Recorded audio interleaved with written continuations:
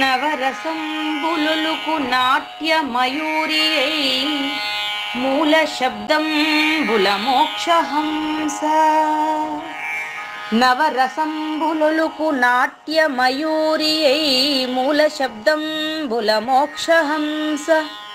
పరమ పవిత్రమౌ పరమాత్మ గీతయే నేడు నాట్యం బాడుచుండెగనుమా. పరమ పవిత్రమౌ పరమాత్మ గీతయే నేడు నాట్యం బాడుచుండెగనుమ. మునిరతనార్యులు మోదిల్లు శిష్యుండు, మునిరతనార్యులు మోదిల్లు శిష్యుండు సహజాచలుని కంఠ శబ్దరీతి. అజ్ఞానతిమిరంబులంతంబుజేయ అనాదిబోధను వినుము ఆర్యులార. అజ్ఞానతిమిరంబులంతంబుజేయ అనాదిబోధను వినుము ఆర్యులార. వినుము ఆర్యులార. తెలిపే జ్ఞానేశ్వరుల్ గీతన్ దివ్య రీతి. తెలిపే జ్ఞానేశ్వరుల్ గీతన్ దివ్య రీతి. ఆణిముత్యమీ గ్రంథము అచలులార. ఆణిముత్యమీ గ్రంథము అచలులార. ఆదరించిరి గీతను అచల ఋషులు గురుని వాక్కుగా గ్రహించి గురుతుగనుడు. ఆదరించిరి గీతను అచల ఋషులు గురుని వాక్కుగా గ్రహించి గురుతుగనుడు. హరి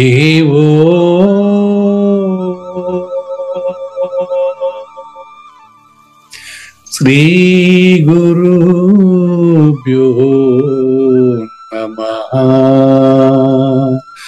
నమో భగవతే వాసుదేవాయ. ఓ నమో నారాయణాయ. ఓ నమః శివాయ. ఈ గీత జ్ఞానజ్ఞ కార్యక్రమాలై నిన్నటికి 1042 రోజులు అయిందండి. ఈ రోజు 1043 రోజు. ఈ గీత జ్ఞానజ్ఞ కార్యక్రమం సంకల్పించి నిర్వహిస్తున్న శ్రీ విద్యాసాగర్ గురువు గారికి, శ్రీ వెంకటేశ్వర గురువు గారికి శ్రోతలందరి తరపున ధన్యవాదాలు, వందనాలు. ఈనాటి కార్యక్రమంలో పాల్గొన్న ఆత్మస్వరూపమైన శ్రోతలందరికీ కైవల్యాసనం తరపున, అలాగే శ్రీ శివరామ దీక్షితుల వారి అచల యూట్యూబ్ ఛానల్ తరపున హృదయపూర్వక స్వాగతం, వందనాలు. గురుదేవులు సహజాచల రాజయోగి శ్రీ పూజారి వెంకటేశ్వర గురువు గారిని కార్యక్రమం ఆరంభించమని కోరుతున్నానండి. సర్వము గురువుమయము, సర్వము గురువుమయము. భవరోగ వైద్యుడతడని తెలియుము, సకల విద్యల నిలయము. దక్షిణామూర్తి అతడని తెలియుము. మూగవాని మాటను, ఈ మూగవాని మాటను శ్రోతలు కోటలు దాటించును. గురు కృపా సిద్ధితోనే నేనెంత ఆనందముందినాను. నిజయోగి శ్రీకృష్ణుడు నిజ భక్తుడైనట్టి అర్జునుండు. వీరి సంవాదామృతం జనుల రమణ పాలిట అమృతం. వేదవ్యాసుడు దీనిని జనుల ఎద వికసించునట్లుగాను మహాభారతమందున వెలిగించే కోటి సూర్యుల వెలుగుతో నిత్య సత్య శాశ్వతమైన పరిపూర్ణంలో లేఖన జరుగుతున్నట్లుగా మనకు తెలియబడుతున్న పవిత్రమైన శ్రీమద్ భగవద్గీత జ్ఞానేశ్వరీయ జ్ఞాన యజ్ఞంలో ఇవాళ 1043వ రోజు, అంటే 2024 జనవరి 10వ తేదీన శ్రీమద్ భగవద్గీతలో మనం చిట్ట చివరి అంశమైనటువంటి చాతుర్వర్ణ్యాలు ఉన్న పరిపూర్ణంలో చతుర్వర్ణాలు ఏ రకంగా విభజించారు, అసలు విభజించారా లేదా, మరి విభజించినటువంటి విభిన్న రకాల భిన్నత్వంలో ఏకత్వం అన్నట్టుగా 84 లక్షల జీవరాశులు, 3 గుణాలు ప్రకృతిగా మనకు తెలిసాయి. అంతేనండి? అంతే గురుగారు, అంతే గురుగారు. ప్రకృతి అంటే 84 లక్షల జీవరాశులు, దాంట్లో త్రిగుణాలు 3 అంటే జ్ఞాత, జ్ఞానము, జ్ఞేయము లాగా కనిపించడం తప్ప, గురు బ్రహ్మ, గురు విష్ణు, గురుదేవో మహేశ్వర అని కనిపించడం తప్ప, గురు సాక్షాత్తు పరబ్రహ్మ అనేటువంటి అనాది నిర్వికల్ప పరిపూర్ణ పరబ్రహ్మ స్థితిలో సృష్టి లేనిది. దాన్నే జగద్గురు ఆదిశంకరులు చిట్ట చివరి కాలంలో కూడా మరి బ్రహ్మసత్యం జగన్మిథ్య జీవో బ్రహ్మైవ నాపరహ అని ప్రకటించినట్లు మనకు తెలుస్తుంది. త్రిగుణాలతో 84 లక్షల జీవరాశులుగా తెలియబడుతున్నటువంటి ఇది సురస్వప్నము. ఈ సురస్వప్నంలో నరస్వప్నము తెలియబడును. నరస్వప్నము అంటే జాగ్రత్త, స్వప్న, సుషుప్తి. సురస్వప్నం ఇది 3 గుణాలు. సురస్వప్నము అంటే స్థూల సూక్ష్మము 2, ద్వయము, శూన్యము సర్వము. శూన్యము సర్వము. శూన్యము ఎరగబడవలనంటే ఉపాధి అవసరము. సరిపోయిందా? అదేనండి, అవునండి. శూన్యము సర్వము నుండి గుర్తెరుగుతున్నది. ఆకాశం, డౌట్ ఉంటే అడగండి, పర్వాలేదు. ఆకాశము ఎంతకంతకు పరిమితము. ఆకాశము చలనము. గురుగారు, ఆకాశము కదలదంటే నమ్మొద్దండి. కదిలించేది ఆకాశం కాబట్టి కదిలేది కూడా ఆకాశం కిందకే లెక్క. కదిలించేది ఓకే, కదిలించేది ఆకాశం అన్నప్పుడు కదిలేది కూడా ఆకాశం కిందకే లెక్క. ఇప్పుడు బిడ్డ నిజం తండ్రి అబద్ధం గాని, తండ్రి నిజం బిడ్డ అబద్ధం గాని అంటే ఒప్పుకోవద్దండి. అదేలేండి, 2 అబద్ధాలు అవ్వాలి, లేకపోతే 2 నిజం కావాలి.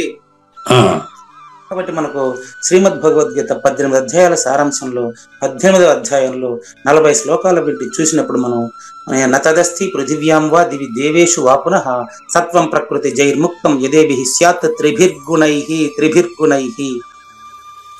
యదేభిః ఏదైతే నీకు తెలియబడుతూ ఉందో ప్రపంచము, ఇది త్రిగుణ సంయుతమైనది, త్రిపుటిలోనిది మాత్రమే. ఒకే ప్రపంచంలో ఎవరి ప్రపంచం వారిదిగా తెలియబడుతుంది, ఎవరి మనస్తత్వం వారిదిగా తెలియబడుతుంది. కాబట్టి అందరికీ ఒక ప్రపంచం కాదని స్పష్టంగా తెలుస్తున్నది. అందరికీ ఒక ప్రపంచం అనేది ఒక కోణం, అద్వైతం. భిన్న స్వరూపాలుగా ఉన్నది అనేది త్రిగుణ సంయుతం. మరి త్రిగుణాలుగా తెలియబడుతున్నటువంటి ఈ యొక్క ప్రపంచంలో ప్రపంచలేమి తెలియబడినటువంటి వాడిని మనం మళ్ళీ అతన్ని మానవుడు అనకూడదు, మహనీయుడనే చెప్పాలి. జనన మరణపు రోగం అతనికి ఉంది అని చెప్పొచ్చా? చెప్పకూడదు. దానికి రోగము, రోగి అనేటువంటి ఒక ప్రయోగంతో 166వ పద్యాన్ని తెలియజేస్తున్నారు కృష్ణ ప్రభువులు. తినబోతు రుచేందుకు కృష్ణ దేశికేంద్రుల మరి 166వ కంద పద్యంతో శ్రోతలందరికీ సాదర స్వాగత సుమాంజలి. శ్రీ గురుభ్యో నమః. శ్రీమద్భాగవత కృష్ణదేశిక ప్రభువులు రచించిన 292 కందార్థ దరువులు సంపూర్ణంగా జ్ఞానయజ్ఞంలో రోజుకొకటి చొప్పున వ్యాఖ్యానించబడిన విషయం శ్రోతలకు విదితమే. ఈ కందార్థ దరువులను రచించిన 19 సంవత్సరాల వరకు అవి ముద్రణకు నోచుకోలేదని, వాటిలోని నిగూఢ భావాలను మరింత స్పష్టం చేస్తూ రచయిత క్షరాక్షరోపాధి ద్వయదోషరహిత పరమతత్వ కందములు 261 రచించారని, తదుపరి సద్గురు శుభాశీస్సులతో ఈ రెండూ కలిపి ఒకే పుస్తకంగా ముద్రించారని పెద్దలు చెప్పగా విన్నాం. పుస్తకం ఇప్పుడు మన భక్తులతో చాలా మంది దగ్గర ఉంది. ఈ కందపద్యాలు భగవద్గీతకు ఉత్తర గీత వలె సద్గురు భక్తులకు కందార్థ దరువులలోని ఎన్నో సమస్యలకు సమాధానమై విలసిల్లుతోంది. ఎంతో ఉపయోగకరమైనటువంటి ఈ కందపద్యాలను రోజుకు ఒక్కొక్కటి చొప్పున వివరించాలని అడిగిన ప్రత్యక్ష శ్రోతల కోరిక మేరకు జ్ఞానయజ్ఞంలో శ్రీకృష్ణ పరమాత్మ సందేశానికి ముందే ప్రతిరోజు కృష్ణ ప్రభువుల దర్శనం మహద్భాగ్యంగా భావిస్తూ ముందుకు వెళదామా?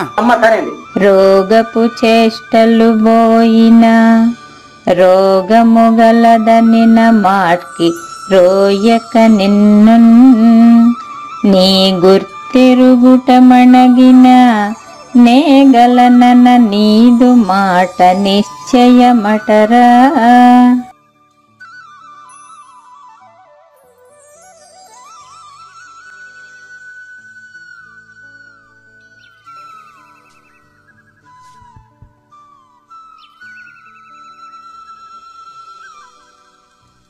ఓ మ్యూట్ అయ్యాను. చూసారా, రోగము రోగి ఒకటే. రోగం వచ్చిన వాడినే రోగి అంటాం, రోగం లేని వాడిని రోగి అనకూడదు కదా. అట్లా చూడండి, రోగం వచ్చిన తర్వాత రోగి అన్నారు, అంతకు ముందు ఆయన్ని రోగి అనడం లేదు. కాబట్టి పుట్టుక భావన నీలో ఉన్నంత వరకే నువ్వు జనన మరణ సంస్కారానికి సంబంధించినవి. పుట్టుక భావన నీలో ఎగిరిపోయినాక నువ్వు చావు పుట్టుకలకు సంబంధించిన వాడివి కాదు. అది భావన మాత్రమే కదా గురుగారు, అది మీ ఇష్టం. నన్ను భావన భావించేవాడిది భావన కాదండి, నిజం అండి. భావన ఉన్నప్పుడు లేనివాడు ఎక్కడ ఉన్నాడు? అదేనండి, అదే నేను అడిగింది కూడా అదే కదా మిమ్మల్ని. రోగం లేనప్పుడు రోగి లేదు కదండి, నేను మిమ్మల్ని అడిగేది కూడా అదే. కాదు గురుగారు, బతికినప్పుడు సర్వం గురువయం అంటున్నాడు, పరిపూర్ణుడని కొనయాడబడుతున్నాడు, నేను పుట్టలేదు అంటున్నాడు. మరణించిన కాడ ఏమవుతాడు? అదేనండి నేను చెప్పింది కూడా అదే కదా. పుట్టినవాడు మరణిస్తాడయ్యా. గురుగారు, పుట్టినవాడే కదండి మరణిస్తాడు. అదే రోగం వచ్చిన వాడినే కదా రోగి అంటావు. ఇప్పుడు చెడ్డవాడు మరణిస్తాడు, పరిపూర్ణుడు మరణిస్తాడు.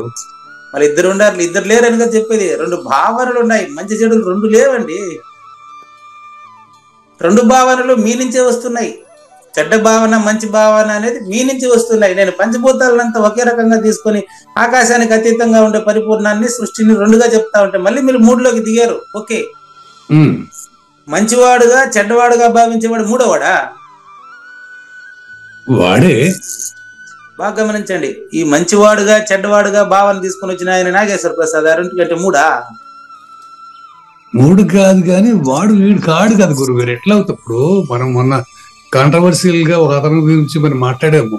అతను రెండోవాడని కదా మనం మాట్లాడింది అతని గురించి. మనము ఎవరు రెండోవాడు చెప్పండి, అతను ఎవరు చెప్పండి. అతను మనని దుర్భాషలాడిన వాడు ఎవడ ఎట్లా ఆడగలిగాడు?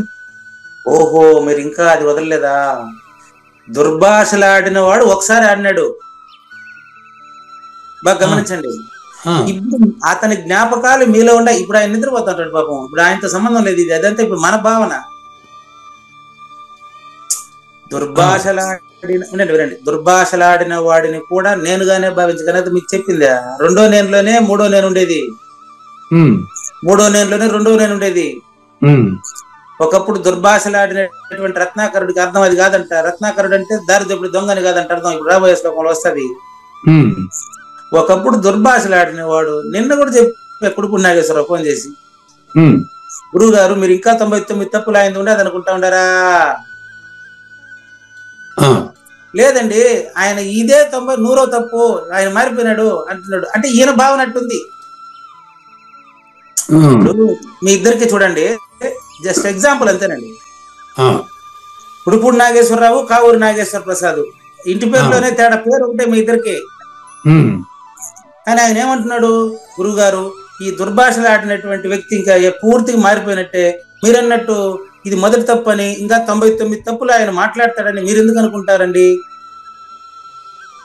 ఇది 100వ తప్పు అతనిది. అతను ఇంకా పరిపూర్ణుడు అవుతాడు, అతను ఇంకా గమ్మునుంటాడు, అసలు దాని గురించి ఏం మాట్లాడాడు, ఇంకా అతనికి అర్థమైంది మీ పరిస్థితి అని అంటున్నాడు ఆయన. నెక్స్ట్ ఇప్పుడు మీ దగ్గరికి వస్తున్నానండి. మీరేమంటున్నారు? వాళ్ళని ఇక్కడెక్కడ చేర్చేదే వద్దు. ఆ దుర్భాషలాడినటువంటి వాడు మరి వాడు వీడు ఇద్దరు మరణించిన తర్వాత ఎక్కడికి పోతారంటే, మీరు ఆ వాడు వీడు మరణించిన వాడు ఈ మూడుగా చూస్తున్నాం మనం.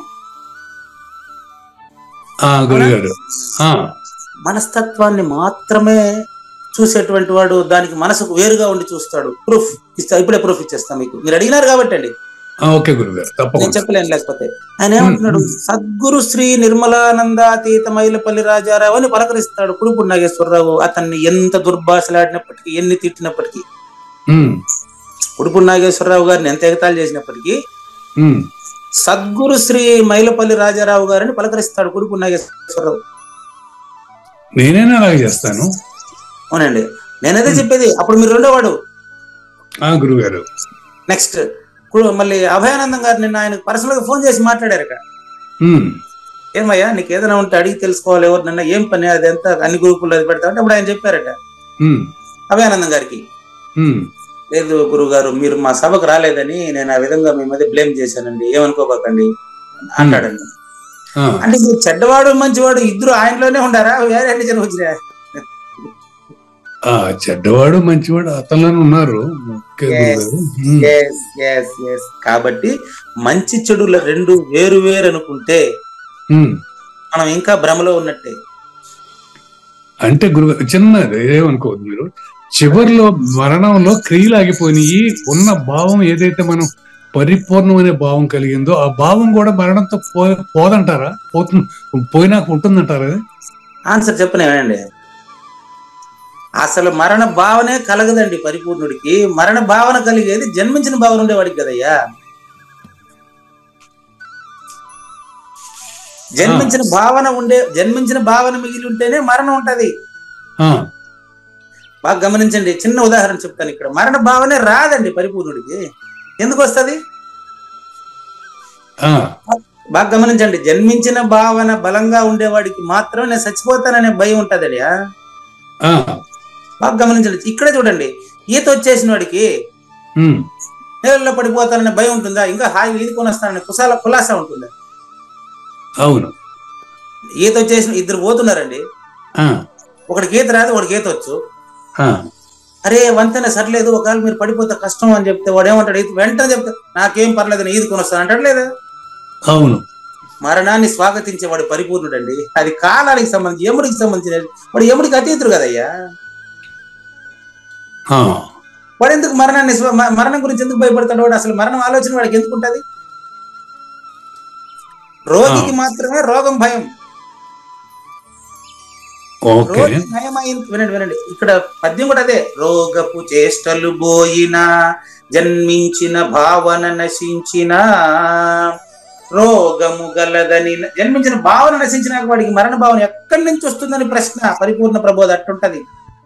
మరి భావాతీతం అంటారు కదా, మరి ఇది అచలము. నేను ఎవరు కాదన్నారు? ఇప్పుడు భావాతీతం కాబట్టి మీరు భావించొద్దు అని చెప్పిన.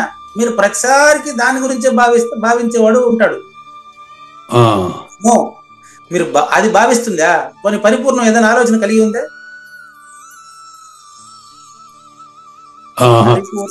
లేదు కదా. కాబట్టి ఇక్కడ చెప్తా ఉండేది, రోగము రోగిని పోలిక చేసి భిన్నత్వంలో ఏకత్వం. మొత్తం 84 లక్షల జీవరాశుల్లో త్రిగుణాలతో తెలియబడుతున్నటువంటి ప్రకృతి అంతా శూన్యమని, శూన్యాతీతుడై ఉండేటువంటి వాడికి పుట్టిన భావన లేదు కదా. కాబట్టి వాడికి సావు భయం లేదు. ఏం క్లారిటీ ఎక్స్ప్లెయిన్ చేపిస్తున్నారండి, చూసుకోండి. చేష్టలు పోయినా ఇంకా రోగం ఉంది అన్నట్టుండే అది మీరు మాట్లాడేది. నీకు మరణ భయమే లేదంటే మళ్ళీ మరణ భయం అది ఇక్కడ మా చెప్పే వాళ్ళది ఆ భయం. వాడికి మరణ భయం లేదు అసలు. ఎందుకు లేదు? పుట్టిన భావనే లేదు. ఎంత చక్కగా ఎంతమంది వచ్చినప్పటికీ రామావతారంలో దాని అవతారము అంటున్నారు. అవును. రామావతారంలో ఎంత చక్కగా నైమిసారణ్యంలో ఎగ్జాంపుల్ అండి. నైమిసారణ్యంలో ఎంత చక్కగా ఎంతో మంది ఋషులు వచ్చినప్పటికీ మాకు పరిపూర్ణ ప్రబోధ చెప్పబోయా అని ఆయన అడిగితే అక్కడ అడిగినారంట. సూతముని అడిగినట్లుగా, శౌనకాదిములు సూతముని అడిగినట్లుగా గురుగీతలో చాలా మంది నైమిసారణ్యంలో కూర్చొని ఆ శ్రీరామచంద్రమూర్తిని మీరు దైవం మానుష రూపేణ కదా, మీరు సద్గురువుగా అవతారం ఎత్తి మాకు బోధించండి అని అడిగారట. అప్పుడు ఆయన అక్కడ చెప్పారట, చూడండి సూచన చూడండి ఎట్టుండదు. మీరు రాబోయే ద్వాపర యుగంలో కాలంలో నేను శ్రీకృష్ణుడు అనే పేరుతో జన్మించినట్లు మీకు తెలియబడతాను. అప్పుడు మీరు 16,000 గోపికలయ్యి మూలం లేని గుర్తిరిగే శరీరాలు ఎన్ని ఉన్నప్పటికీ అది లేనిదని తెలుసుకునేదానికి నా సాంగత్యం మీరు కోరుకోండి అంటే వాళ్ళకి అక్రమ సంబంధం అర్థమా? నో. శ్రీకృష్ణుడుగా నేను జన్మించినప్పుడు మీరందరూ నా ధ్యాసతోనే జన్మిస్తారు. బృందావనంలో ఎంతో మందికి నేను మీకు అక్కడ శ్రీకృష్ణుడు జగద్గురుగానే కనిపిస్తాను కాబట్టి మిమ్మల్ని అందరినీ నేను అనుగ్రహిస్తాను అని రామావతారంలో మాట ఇచ్చారట. కృష్ణావతారంలో ఆ మునులే ఈ యొక్క గోపికలు అని సూచన చేయడం ఒక సింబాలిజం మాత్రమే. సింబాలిజం అంటారా? ఓకే. మరి నేనంటానా మీరే శ్రీకృష్ణుడు అయ్యా, రెండోది లేదు నాయన. అదే గురుగారు. మీరు రెండవది ఆలోచించినంత వరకు మీరు ఫస్ట్ పర్సన్ కాదు. మూడులో కూడా ఉంటారు. రెండవది ఆలోచిస్తే మూడులో కూడా ఉంటారు. అసలు రెండవది కాదు, ఆలోచించేదే రెండోది. అదేలేండి. క్లారిటీ అండి, పిక్చర్ క్లారిటీగా నాకు బోధిస్తున్నారు మీరు. కాదు గురువులో కూడా ఆలోచన ఉంది కదా, ఆలోచన లేకుండా లేదయ్యా. గురువులో ఆలోచన ఉంటే ఆయన గురువు అంటే అయినాడు. మళ్ళా మన ఇద్దరిలో ఆలోచన ఉంటుందండి, గురువులో ఆలోచన ఉండదు. పోనీ మీరే చెప్పండి, పూజారి వెంకటేశం ఆలోచన తనిగా ఎత్తుకొచ్చి మీ దగ్గర పెడితే మీరు అడిగిన ప్రశ్నలకు ఎట్ట సమాధానం, నేను చెప్పింది నువ్వు విను అంటాడు వాడు. మళ్ళీ మీరు అడిగిన ప్రతి ప్రశ్న వెనకాల మీ వెనకాలనే వచ్చి ఆన్సర్ చెప్తున్నాడు అంటే ప్రశ్నించే వారిలో ఉండేటువంటి దాన్ని సమాధానం చెప్పేట ఆయన గురువు, గాని ఆయనలో తనిగా ఆలోచన పెట్టుకుంటే ఆయన ఏం గురువు అండి? 20 నిమిషాలు అయింది, కొంచెం ఆగండి, నాకు పలానా సందేహం ఉందని మీరు అడిగారు. నీ సందేహం వెనకాల నేను రావాలనే తప్ప అందరూ గమ్మున కూర్చొని నేనే చెప్తారంటే వాడేం గురువు అండి? అలా చెప్తున్నా కూడా ఇంట్రెస్టింగ్ ఉండదు కదా ఎవరైనా కూడా. అందుకే కదా లేచి వెళ్ళిపోతారు, వెనక నుంచి ఒకరు లేచి వెళ్ళిపోతారు. ఒకే మూసలో మాట్లాడుతూ ఉంటే కష్టం. ఆయన నేర్చుకుని వచ్చింది 4 పద్యాలు, అదే ఒకటి ఆయనకు వేరే రాదు. అందుకని ఆయన మైక్ పట్టుకుని అది మాత్రమే చెప్తాడు. అట్ట కాదు, గురువులో ఆలోచన ఉండదు. నెక్స్ట్ అటుగాని పర్వాలేదు, ఆలోచన రహితుడే గురువు. ఆలోచన రహితుడే గురువు. ఓకే. తనకంటే రెండవది లేనిది తెలిసిన వాని గురువు. పరిపూర్ణ భావన భావించేది కాదు.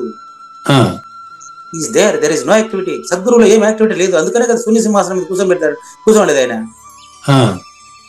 భావన రోగపు చేష్టలు పోతే అతను రోగి అనకూడదు. ఆలోచన రహితుడిని మళ్ళీ ఆలోచన కలిగిందని అది మనం అనుకుంటాం ఈ వైపు నుంచి. అంటే మాయ తెలిసిన వాడు ఆలోచన రహితుడి కింద లెక్క. మాయ చేసిన వాడు ఎవరు? మాయని తెలిసిన వాడు. మాయని తెలియడం కూడా తెలియడమో కాదు, తెలియకపోవడమో కాదు పరిపూర్ణత. మాయని తెలియడం కూడా తెలియడమే.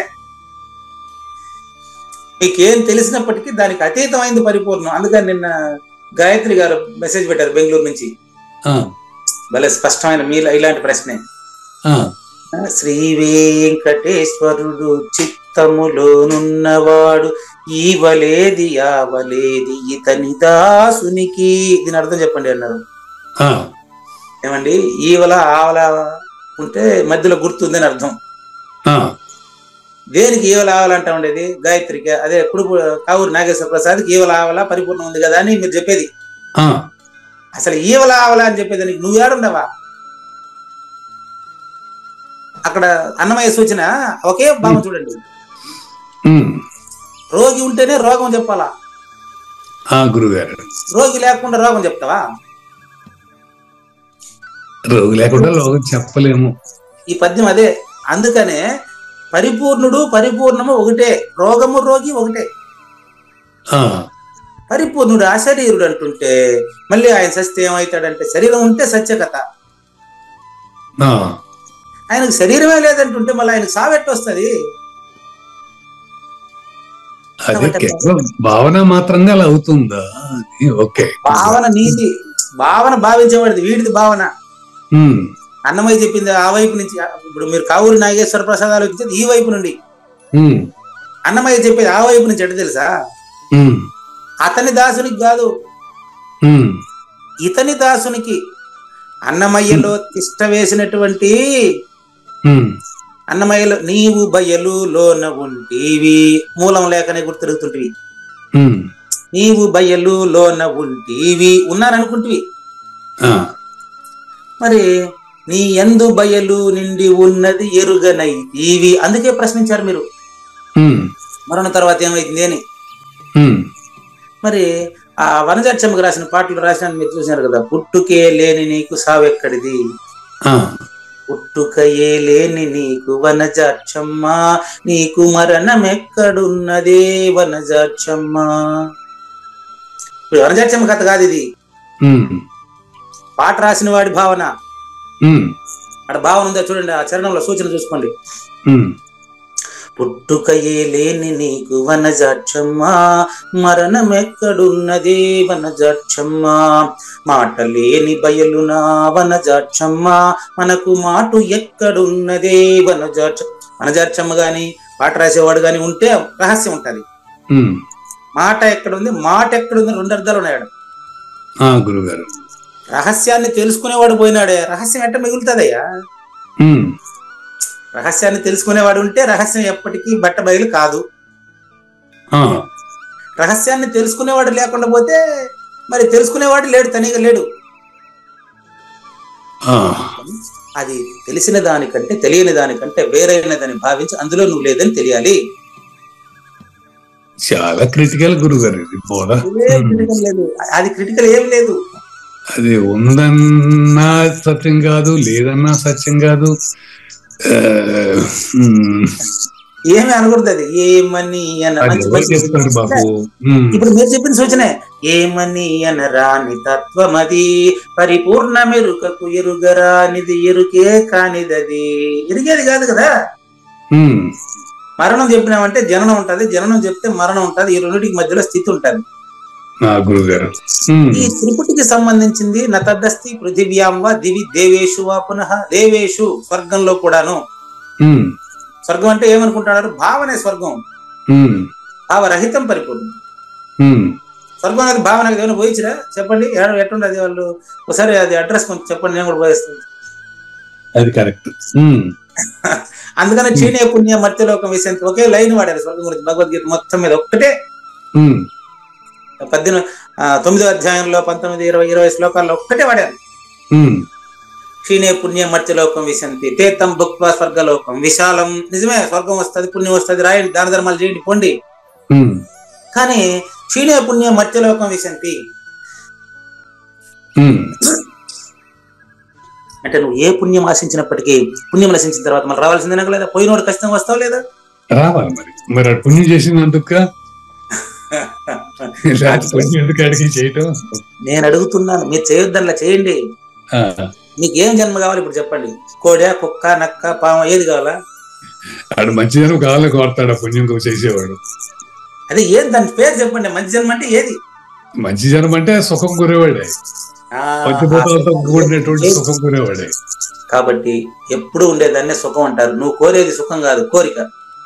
అవును, 100%. మనకు సాత్విక సుఖం, రాజస సుఖం, తామస సుఖం, ఈ 3 సుఖాలు చూసేసినాం క్లియర్ గా. కాబట్టి రోగపు చేష్టలు పోయిన వాడిని దీని అర్థం జనన మరణ రహితుడిని, ఇంకా కూడా వాడు చచ్చిపోతే జన్మకు వస్తాడా లేదా అని ప్రశ్నించేటువంటి వాడికి మాత్రమే జనన మరణ భ్రాంతి. అది దాని అర్థం. దానికి నా దగ్గర సేపు మీరు చెప్పించారు. అదేలేదు, అకర్తగా చేయటమే దీంట్లో భావన. ఓకే, అకర్తకు మరణం ఉంటుందా? ఉండదు. అకర్త కానప్పుడు వాడికి ఏముంటుంది? ఏమీ ఉండదు. కాదు, అకర్త అయినప్పుడు ఏముండదు, అకర్త కానప్పుడు కాదు. అకర్త అయినప్పుడు ఏమో అదేనండి. అట్లా రైట్. రోగపు చేష్టలు పోయిన రోగము గలదని నా మాటికి. అశరీరుడికి కూడా శరీరం ఉందని చెప్పినట్టుగా రోయక నిన్ను రోయాలి ఫస్ట్. ఎవరు నీ గుర్తిరిగి వాడిని రోసిన తర్వాత మళ్ళీ సచ్చిన తర్వాత యాడికి పోతావు అంటే ఇంకా గుర్తులో పెట్టుకోవడం అని అర్థం. నిద్రపోయిన తర్వాత యాడికి పోతా? నిద్రపోయిన తర్వాత కదా అడగాలన్నమాట. నిద్రపోయిన తర్వాత నిద్రపోయినా అని చెప్పి మాట్లాడుతున్నాం కదా, యాడికి? అవ్యక్తమే కనపడుతుంది. ఇంకా అవ్యక్తానికి కావాలంటే అది కూడా కనపడకుండా పోతుంది. నాకు అర్థం కాదు. అదేనండి, ప్రపంచానికి సంబంధించిన అవ్యక్తమే నీకు కనపడట్లేదు. నువ్వేం చెప్తున్నా నేను? దానికి ఆవలు ఉన్నది ఏదో ఇంకోటి ఉంది అంటే అసలు అవ్యక్తానికి ఇంకా ఆవలనేది ఇంకేముంటుంది గురుగారు? అందుకే కదా అన్నమయ్య చెప్పింది, నువ్వే ఉంటావు ఆడ ఏడంతా కూడా నీ భావనలే కానీ నువ్వు లేవని కదా చెప్తా. ఆవలేది ప్రతి సూచన అండి. ఆవలేది ఏవలేదు. ఆ పక్క ఈ పక్క చెప్పాలంటే సుషుమ్న నాడికే ఈ పక్క ఆ పక్క ఉంటది. ఇడా పింగళకు మధ్యలో సుషుమ్న నాడి అంటారు. సుషుమ్న నాడికి ఈ పక్క పక్క ఎరుక. అంతే గురుగారు, అంతే, నో డౌట్. క్లియరా? అది ఎరుకే, సుషుమ్న నాడి ఎరుకే, ఇడా పింగళ కూడా అంతే. కాబట్టి మాట్లాడేవాడు ఎరుక. అవును, మాట్లాడకుండా ఉండానంటే కూడా ఎరుకే. ఎరుకే. ఇప్పుడు రండి ఒకటి చెప్పండి. ఇప్పుడు బయట చూడండి అంటే అప్పుడు మీరు ఇంట్లో ఉండాలని అర్థం. ఇల్లే లేకపోతే ఎవడు, నువ్వు ఇల్లు లేదనుకో, అప్పుడు ఎవడు చెప్తారు బయట చూడమని. బయట ఏమి లేదండి అంటే నువ్వు లోపల ఉంటావని అర్థం. వచ్చేసిందే లేదా? అదేనండి, బాగా గమనించండి. నువ్వు బయట ఏమి లేదా, బయట ఉన్నాడు చూడు అంటే మీరు లోపల ఉన్నారని అర్థం. అంతేనా? అంతే గురుగారు. ఏమండి మీ మనవరాలు భగవద్గీత బాగా నేర్చుకుంటా ఉంది, అమ్మ ఏడుంది చూడండి, లోపల ఉందండి అంటే మీరు ఇంటి బయట ఉన్నారని చెప్పాల్సిన అవసరం లేదు. ఇంకా అదేనండి. ఇది ఉంటే అది ఉంటుంది, అది ఉంటుంది. మౌనం ఉంటే మాట ఉంటుంది, మాట ఉంటే మౌనం ఉంటుంది. అవును. కాబట్టి మాట లేని బయలు నాగేశ్వరరావు, నీకు మాట ఎక్కడున్నదయ్యా నాగేశ్వరరావు. మాట లేని దాంట్లో మాట ఎప్పుడు లేదయ్యా. కాబట్టి రోగం ఉంటేనే రోగి, మాట ఉంటేనే మనిషి. రోగం లేకపోతే రోగి లేదు. కాబట్టి నేను రోగం రోగి అని చెప్పింది భవరోగి. భవరోగి జనన మరణ భ్రాంతి రహితమైన తర్వాత అతన్ని ఇంకా మనిషి అనకూడదు, అతనిది అవతారం అని చెప్పాలి. ఆ విషయం అన్నమయ్య జన్మించినప్పుడు తెలుసా వాళ్ళ తల్లిదండ్రులకి? లేదండి. మనకెలా తెలిసింది? ఇప్పుడు అవ్యక్తానికి వ్యక్తానికి మనం కారణం కాదు. ఎస్, అదే పరిపూర్ణత. అవ్యక్తమే వ్యక్తము, వ్యక్తమే అవ్యక్తం. అవ్యక్తానికి వ్యక్తానికి కారణం కాకుండా కార్యకారణ అవ్యక్తము కారణము, వ్యక్తము కార్యము, కార్యకారణ అతీతమే పరిపూర్ణము. అదే అన్నమయ్య, అదే అవధూత స్వామి, అదే శివరామ దీక్షితులు, అదే జగద్గురు ఆదిశంకరులు. మరి అదే అన్నమయ్య అని తెలిసినటువంటి మనము, ఆ తెలిసిన వాడు కూడా పరిపూర్ణుడైనా కాదా? ఏమో కాదు, తక్కువ వచ్చింది అందువల్ల. అంటే కారణాలకు కూడా కారణమైంది ఏమీ లేదంటారా? ఉంటే మీరు చెప్పాలి నాకు. కార్యానికి ఇప్పుడు మట్టికి కుండ, కుండకు మట్టి, ఈ రెండుకి అతీతంగా ఏముందో చెప్పాలి మీరు. ఈ రెండుకి వేరే కారణం వెతుక్కుని పోతే ఊరికి వ్యాపారస్తులు ఎప్పుడు తిరగాల్సిందే మీరు. అది పరిపూర్ణం కూడా కాదు. సరే, కాదనేది కూడా పరిపూర్ణం కాదనే మాట మీరు ఎందుకంటారు? నేను అడుగుతాను ఇప్పుడు దాని గురించి. ఇప్పుడు మీరు కార్యకారణాల గురించి అడిగారు. కార్యకారణాల గురించి కారణం వేరే ఉందా అని అడిగితే దాని గురించి మాట్లాడండి, కానీ ఉన్న పరిపూర్ణాల గురించి లేని మనం మాట్లాడడం ఏంటి? అదేనండి అడిగింది కార్యకారణాల గురించి. చెట్టు విత్తనముల గురించి, రెండు గురించి రహస్యం అడిగారు. దీని కాడనండి, దానికి మళ్ళీ పోదాం. అంతేలేండి. కాబట్టి అది చెప్పకపోతే తెలీదు, చెప్పినా తెలీదు. మరి ఎట్టండి చెప్పకనే చెప్పేవాడు గురువు. అది ఎట్టుంటాడు? బ్రాహ్మణుడు. నెక్స్ట్ భాగంలో చూద్దామండి. సంక్షిప్త భావం చూడండి. రోగం వచ్చిన తర్వాత చూసేదానికి చాలా మంది వస్తారు నీకు. రోగం పోయిన తర్వాత హాస్పిటల్లో అంతమంది వచ్చినారు, ఇప్పుడు నా దగ్గర రాలేదే అని అడుగుతావా? లేదు. హాస్పిటల్లో ఉండేటప్పుడు అంతమంది వచ్చేసారు కదా, ఇప్పుడు మాత్రం ఎందుకు రావట్లేదు అని అడుగుతావా మళ్ళీ? లేదు. ఏదో కొత్త ఆలోచన నేనే లేవదీసిన పాయింట్. ఇప్పుడు మీకు పోతాడని వీళ్ళు భయంతో ఎట్లా పోయేవాడు చూద్దామని వెళ్తారు. మరి బాగా అయిపోయింది కదా, బతుకుంటాడు, వెళ్ళిపోయినారు. మళ్ళీ ఇప్పుడు నా దగ్గరికి ఎందుకు రాలేదు? అట్లా రోగం పోయిన తర్వాత అసలు ఆలోచించాల్సిన అవసరం లేదు. కాబట్టి రోగం పోయింది కదా అని ఆ లక్షణాలని అనుభవించుచున్నట్లు చెప్తున్నాడు వాడు. కానీ రోగం పోయింది అంటే అర్థమైంది వాడు ఆరోగ్యవంతుడు అర్థం. కాబట్టి వాడు ఇంకా ఎరుక రహితమైన వాడు కలలో పలవరించినట్లు. గమనించండి, ఎరుక రహితమైన వాడు కలలో పలవరించినట్లుగా నేనున్నాను అంటే అది నిజమా? బాగా గమనించండి. నేనున్నాను ఇప్పుడు ఎట్లాంటిదంటే అది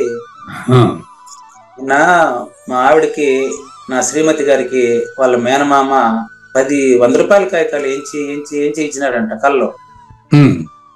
మేలుకొని ఎతికితే అది ఉంటదా? నువ్వు పరిపూర్ణుడైన తర్వాత నేను పుట్టినానా లేదా అని అడగగలవా? చెప్పి నాకు అది చెప్పు చాలు. నువ్వు పరిపూర్ణుడని తెలిసిన తర్వాత మళ్ళీ కూడా కారణానికి కార్యం ఏది? రెండు లేనిదని తెలిసింది. కార్య సింపుల్ అండి. కార్య ఉపాధి అయం జీవ అంటే జీవుడే కార్యంగా తెలియబడుతున్నవాడు. అట్టేరండి, జీవుడు కార్యంగా తెలియబడుతున్నవాడు జీవుడు. దీనికి కారణం ఈశ్వరుడు అంటే సమిష్టి. అవును. ప్రూఫ్ ఇప్పుడే ఇచ్చేస్తా, ఇక్కడే ఇస్తా ప్రూఫ్. అంటే పోలికి చెప్తాను, మీరు వెళ్ళిపోవాలి అక్కడికి. మీరు ఈ పక్క ఉంటారు, ఇంకా ఆ పక్క వెళ్ళిపోవాలి, ఆ పక్క వెళ్ళిపోవాలి. ట్రై చేయండి. ఒక్క మెతుకుని తనీగా ఎవరైనా ఉడకబెడతారా? ఒకే మెతుకు సపరేట్ గా ఎవరిని ఉడకబెడతారా? ఒక మెతుకే వెష్టి. అన్నపు పాత్రలో ఉండే అన్నం సమిష్టి. అన్నం అంటే అది అన్నములు అని చెప్తారా? అన్నము అంటే ఒకటైనా అన్నం అని అంటావు, గిన్నె నిండా పెట్టినప్పుడు కూడా అన్నం అనే అంటావు. అవును గురుగారు, ఒక్క మెతుకుని మనం చేయలేం అలా. ఓకే, అన్నములు పెట్టండి, అన్నములు పెట్టండి ఎవడు అంటాడా? లేదు. కాబట్టి ఏకవచనం బహువచనం ఒకటే, అది వ్యష్టి సమిష్టి ఒకటే, అది మాయ శూన్యం లేనిది. జగమే మాయ సమిష్టి, బతుకే మాయ వ్యష్టి. వ్యష్టి సమిష్టిలు ఏకమై స్పష్టంగా ఆ ఉన్నది సూచన అయితే, అప్పుడు ఉన్నది సూచన అయిన తర్వాత వాడు లేకనే ఉన్నవాడు ఉండి లేనివాడు అవుతాడు. అవును, రెండు పదాలకు అర్థం చెప్తాను. పరిపూర్ణులకు పరిపూర్ణుడుగా తెలియబడతాడు, అది లేకనే ఉన్నవాడు. అదేలేండి, పరిపూర్ణులకు పరిపూర్ణుడుగా తెలియబడతాడు, లేకనే ఉన్నవాడు అనే దానికి అది అర్థం. అంతేలేండి. ఎరుక కలిగిన వారికి ఎరుక చేష్టలతోనే ప్రవర్తిస్తాడు, అది ఉండి లేనివాడు అంటే అర్థం. ఎరుక కలిగిన వాళ్ళకి ఎరుక ద్వారానే ప్రవర్తిస్తాడు. అంతేనండి. మిగతా వాళ్ళతో పాటు కూడా తట్టెత్తుకుని లైన్ నిలబడుకుంటాడు. అంటే జగమే మాయం తెలిసిన వాడే గుర్తిస్తాడు. అది కదా చెప్తాండేది మీకు. కానీ జగమే మాయం అనేవాడు గుర్తించేవాడు ఒకడు ఉంటాడు. మళ్ళీ వాడిని కొత్తగా మీరు క్రియేట్ చేస్తారు. వీడు లేదని మీరు ఏం గుర్తించినప్పటికీ గుర్తించేవాడు ఉన్నాడు. అతనిలో గుర్తించేవాడు లేదా అని చెప్తా ఉండేది. అంతేనండి. అంతే కుదరదు, మీకు అనవస్థ దోషం వస్తుంది. మీరు చెప్పినట్టు మీ వెనకాల నేను వచ్చినానంటే అంతే. అదే కదా, అర్థమయ్యే వరకు అట్లా అనిపిస్తుంది. నాకు అర్థం కాదు, టైం తీసుకుంటే కొంచెం ఆలోచన వస్తుంది. ఇప్పుడే మనం మాట్లాడారనుకోండి, అది అర్థరహితంగా ఉంటుంది. అందుకని కరెక్టేనండి. ఇప్పుడు లేదు మీరు దానికి చెప్తారు, అది మీరు చెప్పబట్టే నేను కూడా చెప్పగలుగుతాను. అనవస్థ దోషము కలుగుతుంది. దాని ఒకడు ఉన్నాడు అన్నారు అనుకో, ఈ ఇద్దరు నిజమైపోతారు. సెకండ్ పర్సన్ థర్డ్ పర్సన్ నిజం అయిపోతారు. ఇప్పుడు మీరు మూడో వాడు ఇంకొకటి ఉన్నాడు అని ఇంకా గుర్తుపెట్టుకున్నారు ఇక్కడ, అప్పుడు వాడు మూడో వాడు అయినప్పుడు ఈ ఇద్దరు నిజంగా భావిస్తున్నారని అర్థం. అట కాదు, ఈ ఇద్దరు లేదని లేని దానికి తెలిసిన వాడు ఉన్నవాడేనయ్యా. ఇప్పుడు ఇంకొకటి ఉన్నాడని ఆలోచన రాదు. నువ్వే నీ నిజ రూపం అచల పరిపూర్ణం నీలో నిర్ధారణ కావాలా, గురువులే కాదు. అంతే, జగమే మాయం తెలిసిన వాడు లేనివాడు. అవునండి. ఆ లేని నిర్ణయం ఎవరిలో జరగాల? వాడిలోనే, శిష్యుల్లోనే గురువులోనే? గురువులోనే. మొత్తం కొండ పగలగొట్టారు. వెన్న వచ్చేటప్పుడు కొండ పగలగొట్టారు. కాదండి, ఇప్పుడు తెలిసి ఉండాల్సింది, ఆ భావన కలిగి ఉండాల్సింది గురువే కదా. అప్పుడే కదా శిష్యుడితో చెప్తాడు. కాదండి, బాగా గమనించండి. అప్పుడు మీ గురువు శిష్యుడు మీరు ముగ్గురు వచ్చేసారు. మళ్ళీ ఇప్పుడు గురువులో ఆల్రెడీ నిర్ణయం కలిగి ఉండాలి, ముందే కలిగి ఉండాలి. గురు శిష్యులు, ఇప్పుడు మన ఇద్దరు గురు శిష్యులుగా నటిస్తున్నాం, లేదా గురు శిష్యులు అనుకోండి, గురువులో కూడా ఆ భావనంగా కలగకుండా ఉంటుంది. శిష్యులు ఏం కలుగుతుంది? ఇప్పుడు ప్రపంచం అంతా అట్టే ఉండేది, సమాజం అంతా అందుకే ఎట్టుండేది. అదే గురువులో, నేను అదే గురుగారు, గురువులోనే భావన కలిగి ఉండాలంటున్నా. అదేనండి, ఆల్రెడీ భావన కలిగి ఉండేవాడినే గురువు అనాలి. అవును, అంటే అతను లేనివాడని అతనికి ముందే తెలిసి ఉండాలి.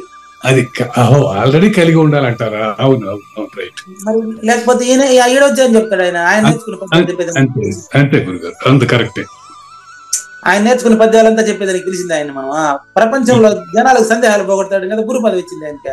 అవును, ఆయన చెప్పేదానికి వచ్చేదానికి వస్తే ఆయన ఏంటి కదా అది. కాబట్టి గమనించండి. మళ్ళీ అక్కడ నేను వదలు, నా ప్రశ్న కంప్లీట్ అయితేనే భగవద్గీతలకు వస్తా. గురు శిష్య రహితము అచల పరిపూర్ణమని నిర్ణయము జరగవలసినది గురువులోనా శిష్యుడిలోనా? శిష్యుడిలో. ఇప్పుడు మళ్ళీ అది మీకు అర్థమైందో లేదో కూడా తెలుసుకుంటాను. చూడండి, శిష్యుడిలో నిర్ణయం జరగాలి అంటే గురువులో ముందే ఆ జ్ఞానం ఉండాలి. కాబట్టి గురువులో ఆ జ్ఞానం ఉంటుంది. కాబట్టి గురువుని మనం గురుడుని నరుడని ఎంచిన తప్పదు ఇక నరకమని చెప్పెను గురుగీత. గురువులో ఆ నిర్ణయం కలిగిందా లేదా అనే దానికి శిష్యుడైన నాకు అర్హత లేదు. ఎందుకంటే గురువు పరిపూర్ణమే. అవునండి. గురువు ఉండే స్థలమే భద్రగిరి, గురువు ఉండేదే భద్రాచలం అంటాడు ఆయన కృష్ణ ప్రభువు. భద్రాచలం అంటే ఖమ్మం జిల్లా కాదయ్యా, గురువు మీ ఇంటికి వస్తే అదే భద్రాచలం, అది గురువు ఇంటికి నువ్వు పోతే అదే భద్రాచలం. అవునండి. ఇంతకీ భద్రాచలం గురువు ఇంట్లో ఉందా శిష్యుడి ఇంట్లో ఉందా?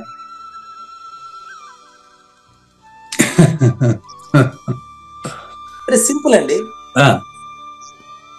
మళ్ళీ చూడండి, మళ్ళీ ఆలోచించండి, బాగా వస్తుంది.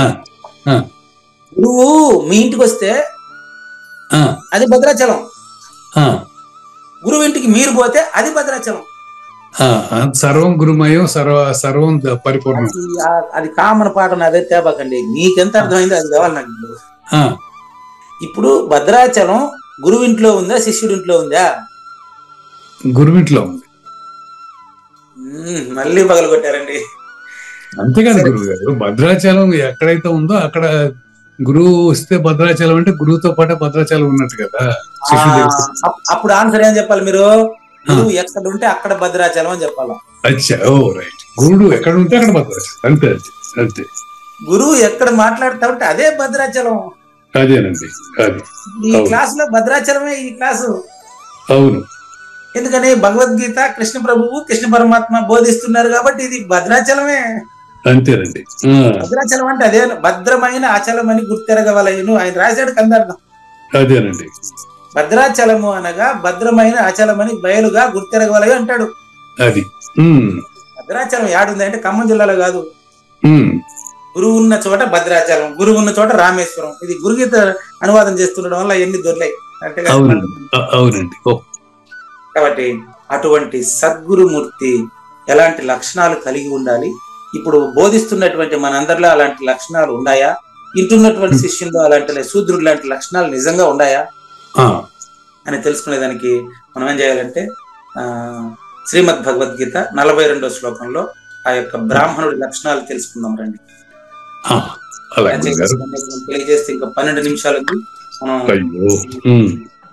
బ్రాహ్మణుడు అంటే గురువు అని చెప్పాను. నిజంగా జన్మరహితం తెలిసి ఉండేవాడినిదా గురువు అని చెప్పాలా? అసలు ఇక్కడ ఆ విషయం కూడా తెలుస్తుంది చూడండి. నేను భిన్న భిన్న వర్ణాలకు స్వాభావికముగా ఉపయుక్తములకు కర్మలు చెబుతామన్నారు కదా. ఆ కర్మలు ఏంటివి అంటే బ్రాహ్మణుడుగా ప్రవర్తించేవాడు ఎలా ప్రవర్తించాలి కానీ శ్రీ భగవాన్ ఉవాచ. శ్రీ భగవాన్ ఉవాచ. గుర్తు చేస్తున్నాను, బ్రాహ్మణుడుగా ప్రవర్తించేవాడు అంటే బోధాధికారం తీసుకున్నవాడు. బోధాధికారం తీసుకున్న వాళ్ళు ఎలా ప్రవర్తిస్తున్నారు లేదా చెక్ చేసుకోండి. బోధాధికారం తీసుకున్నవాడు ఎలా ప్రవర్తించాలి, మిగతా వాళ్ళకి బోధించినప్పుడు అతను ఎలా ప్రవర్తించాలి. శమోదమస్తపః శౌచం, శమః దమః తపః శౌచం, శాంతి ఆర్జవమేవ చ, శాంతి ఆర్జవం ఏవ చ, జ్ఞానం విజ్ఞానమాస్తిక్యం, జ్ఞానం విజ్ఞానం ఆస్తిక్యం, బ్రహ్మకర్మ స్వభావజం, బ్రహ్మకర్మ స్వభావజం. ఏం క్లారిటీ అండి, ఏం క్లారిటీ అండి. శమో దమః తపః శౌచం, బ్రాహ్మణుడు గుణాలు చూడండి. ఇక్కడ బ్రాహ్మణుడు అంటే జందెం వేసుకొని ఉండాలి, గాయత్రి మంత్రం తెలిసి ఉండాలి, ఆ కులంలో పుట్టి ఉండాలి. అదేమన్నా చెప్పిరా? చూసుకోండి, అతను బ్రాహ్మణుడు అనే పదానికి అర్థం నిజంగా గురువు ఆచరించవలసినటువంటిది. గురువు అంటే అర్థం ఏంటి, బ్రాహ్మణుడు అంటే అర్థం ఏంటి ఈ శ్లోకం క్లియర్ గా ఉందండి. శమః మనోనిగ్రహం కలిగి ఉండాలి. అది మనోనిగ్రహం కలిగి ఉండాలి. నంబర్ 1 అంటే అమనస్కుడై ఉండాలి. సాంకేతారక మనస్కాలు తెలిసి పరిపూర్ణ ప్రబోధ తెలిసి సద్గురుమూర్తి నుంచి ఉపదేశం పొంది అతను ఖచ్చితంగా అచల పరిపూర్ణత తెలిసి ఉండాలి. తనకంటే రెండవది లేదని అతనికి తెలిసి ఉండాలి. అది అటువంటి ఆయనకి దమము, ఇంద్రియాలను కొత్తగా నిగ్రహించాలన్నా ఆటోమేటిక్ కంట్రోల్ ఉంటాయి. చూడండి, భగవద్గీత వ్యాఖ్యానం 18 అధ్యాయాల తర్వాత చెప్పేది వేరు, ముందు చెప్పేది వేరు. ఇవే పదాలు సాధన సంపదలు ఉన్నాయి. అవునండి, అక్కడ చెప్పింది వేరు, ఇక్కడ చెప్తా ఉండేది వేరు. వ్యాఖ్యానం యొక్క స్టైల్ మారిపోయింది చూస్తాం. శమము అంటే అర్థం ఏంటంటే మనోనిగ్రహం అంటాం అక్కడ. ఇక్కడ అచల పరిపూర్ణ సద్గురుమూర్తి ఇంకా శమం ఏంటండి? ఆరు రుక్షోర్మునేర్యోగం కర్మ కారణముచ్యతే యోగారూఢస్య తస్యైవ శమః కారణముచ్యతే. 6వ అధ్యాయం 3వ శ్లోకం. యోగారూఢుడు శమము ఆటోమేటిక్ గా వాడికి కంప్లీట్ అయిపోయి ఉంటుంది కాబట్టి దమం వాడికి అవసరం లేదు. అంటే ఆటోమేటిక్ కుక్కను ఫస్ట్ కంట్రోల్ చేయాలి. అవును, మళ్ళీ కంట్రోల్ నా వెనకంబడి అదే వస్తుంది. అవును, కాబట్టి శమము దమము. నంబర్ 3 తపస్సు. అతను ధ్యానం చేయాలి. ధ్యానం. ఓకే. అతను ధ్యానం చేసేది కళ్ళు మూసుకొని కూర్చుంటే మాత్రమే కాదు, అతని ధ్యానం నిరంతరం జరుగుతూ ఉంటది. అక్కడ ధ్యాని ఉండడు ఇంకా. అది శమము దమము తపము శౌచము బాహ్యాభ్యంతర శుచిత్వము. శుచిత్వం అంటే మీకు 13వ అధ్యాయం 7వ శ్లోకంలో చెప్పాము ఆల్రెడీ క్లియర్ గా, స్పష్టంగా. ఇది 20 సుగుణాల్లో వచ్చేసింది ఇది ఆల్రెడీ. అహింస క్షాంతిరార్జవం ఆచార్యోపాసనం శౌచం స్థైర్యమాత్మ వినిగ్రహ. పరిపూర్ణ దర్శనంలో కూడా రాయబడింది. అంతేనండి. చూసుకోండి, భగవద్గీత అంతా రిపీట్ అంటే ఇదే. శౌచము అంటే 13వ అధ్యాయంలో చెప్పిన శౌచం ఇక్కడ చెప్పిందంటే అదే బాగుంది చెప్పమనే. నేను ఇప్పుడు నిద్ర లేచానండి, నిద్ర లేచి స్నానం చేయాలన్నా వద్దా అని ఆలోచిస్తానా? నిద్ర లేస్తానే ఆటోమేటిక్ గణేశ పూజ అయిపోతుంది, స్నానం అయిపోతుంది, దీపం ముట్టించడం అయిపోతుంది, పూజ రూమ్ క్లీన్ చేయడం అయిపోతుంది, దీపం ముట్టి ఇవన్నీ ఎవరిని చెప్పాలి నాకేమన్నా? అదే మామూలుగా చేసేది మీరు అవి ఆటోమేటిక్ జరిగిపోతాయి. అటువంటి వాడికి శాంతి, ఇతరుల్ని క్షమించడం అనేది, ఇతరుల్ని క్షమించడం అనేది ఎంత ఉంటదంటే, చూడండి మీరు చెప్పిన సోత్కర్ష అనుకుంటే నాకు అభ్యంతరం ఏం లేదు. మీరు చెప్పిన మైలపల్లి రాజారావుని ఎవరు మైలుగా భావించకండి, అతని గ్రూప్ లో కలపండి అని చెప్పి నేను. శాంతి అంటే ఇంతకంటే గుమ్మనున్నాడు గురువు గారు, ఆ దరిద్రం అంతా మనకెందుకు? ఇతరులు చాలా మంది, మీరొక్కరే కదా, ఇతరులు చాలా సత్వగుణ సంపన్నులు వారు. వాళ్ళు నేనేమనలేదండి, అతను ఆ దరిద్రం మనకెందుకు అన్నారంటే, అంటే వాళ్ళు బాగా స్పష్టమైనటువంటి జ్ఞానం కలిగి ఉన్నారని అర్థం. కానీ దీన్ని ఏమంటారంటే, అతన్ని కూడా గ్రూప్ లో కలపండి, అతన్ని కూడా నాతో మాట్లాడమని చెప్పండి. దీన్ని ఏమంటారు తెలుసా? నాకు పేరు ఉందండి, ఇన్ఫినిటివ్ పేషెంట్, ఇన్ఫినిటివ్ పేషెన్సీ, అనంతమైన ఓపిక అంటారు. నెక్స్ట్ గుణం అదే. ఇవన్నీ కలిస్తే ఆర్జవము, సరళత్వం. ఆర్జవము, సరళత్వం, ఆర్జవం. ఎవరు వచ్చినా అదే చెప్తాడు. లోకేష్ గారు వచ్చినా అదే చెప్తాడు, నిర్మలానంద అతీత సద్గురు మైలపల్లి రాజారావు వచ్చినా అదే చెప్తాడు. అదే లోకేష్ గారికి బిరుదు కూడా ఇచ్చారండి ఈ మధ్యలో, అత్యంత విలక్షణ అచల బోధాచార్య అని పేరు. అత్యంత విలక్షణ అచల బోధాచార్య ఇచ్చారు. వారిని ఆహ్వానించాము. ఇప్పుడు నెక్స్ట్ ఎపిసోడ్ అదే వస్తుందంట, కృష్ణాపురంలో ఆహ్వానించాం వారిని. రమ్మని చెప్పండి గురువు గారు, ఇదే మాట అన్నారు చాలా మంది. ఆడ ఆ దరిద్రం మనకెందుకు అంటే రావద్దని చెప్పంటా ఉండే చాలా మంది. ఆయన కూడా భయపడి వెనకబడి ఉండే 3 రోజులు వెనక్కి. 4వ రోజు నేనే పిలవమన్నా. ఎందుకు పిలవమన్నా తెలుసా?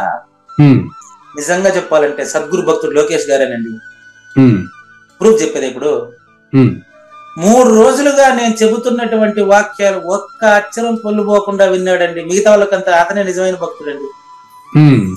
ఎట్టిన్నాడో తెలుసా? నాకు తెలియదు. వాళ్ళు రహస్యంగా నాకు తెలియకుండా చెల్లెత్తుకుని వచ్చి నా పక్కన స్టేజ్ పక్కన విగ్రహం దగ్గర పెట్టేసి ప్రతి వాక్యం విన్నాడండి పాపం. మరి అతనికంటే భక్తులు ఎవరుంటారండి చెప్పండి? మొత్తం వినేసి లాస్ట్ లో వచ్చి ఆ ప్రతి వాక్యానికి రుడ్డో మాట్లాడాడండి. మరి అతను కూడా ఎప్పుడో ఒకప్పుడు కడతేరతారని అర్థమే కదా. అత్యంత విలక్షణ అచల బోధాచార్య కదా. మరి ఎందుకు ఆయన బిరుదు వెనక్కి తీసుకుంటాడు? ఆయన వాళ్ళ గురువు గారు దాన్ని వెనక్కి తీసుకుంటాను అని తిడతాడంట పాపం. వాళ్ళ గురువు గారు అంటే ఇప్పుడు నేనా ఇంకొక ఆయన, ఇద్దరు ఆయనకి. ఆయన ఏం చెప్తాడంటే అదే ఇదే గొడవ అంటాడు కూడా. అంటే ఎప్పుడో ఒకప్పుడు కడతేరతాడనేటువంటి భావన సద్గురువుకి ఎప్పుడు ఉంటుందండి. అతన్ని ఎవరు ఏమనరండి.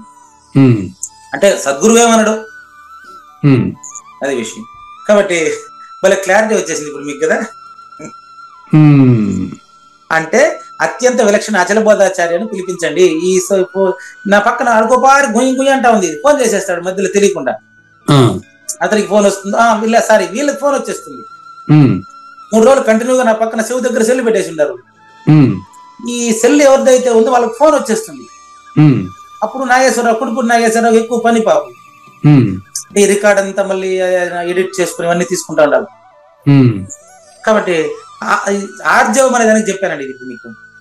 సరళత్వం, గురువు గారికి అలాంటి సరళత్వం ఉండాలి. కాబట్టి తలపల్లి ముండెత్తనం గారు అలాంటి సరళత్వాన్ని వాళ్ళు ప్రవేశపెట్టి వెళ్ళారు. కాబట్టి మరి లోకేష్ గారు 4వ రోజు పిలిపించి అతనికి సన్మానం చేసి పంపించాం కదా. కాబట్టి ఆస్తిక్యము అంటే అదొక్కటి లేదు, ఆయనకి వస్తుంది. ఆస్తిక్యం అంటే వేద శాస్త్రములందు ఈశ్వరుని అంద ఇతరులు అందరిలో దైవాన్ని చూసేటువంటి గుణం అండి. అది చాలా ఇంపార్టెంట్. అది వస్తే అది ఎప్పుడో ఒకప్పుడు రావాల్సింది, అది ఆయన కర్మ, అది మనకేం దాంతో పని. అదేనండి. భక్తి ఉంది, అది చెడ్డగానా మంచిగానా వద్దు, గురు భక్తి ఉందా లేదా? అవునండి.